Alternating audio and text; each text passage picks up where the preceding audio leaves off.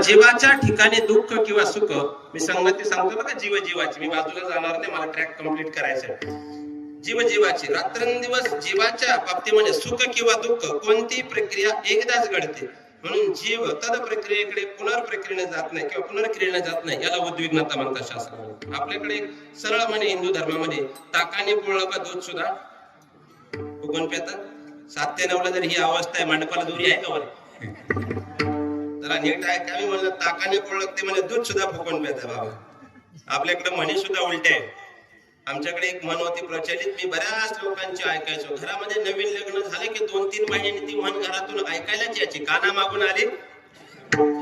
प्रत्येक घरात लग्न झालं का 3 महिन्यांनी ती म्हण 100% यांच्या ग्रुपमध्ये ऐकायला यायची. मी म्हणलं ही म्हण जरा प्रत्यक्षात उतरवली पाहिजे, म्हणून मी ती म्हण अंमलात आणण्याकरता काना मागून पदार्थ आणून बघितले, ते तसेच लागायचे, त्यामध्ये काहीच बदल होईना.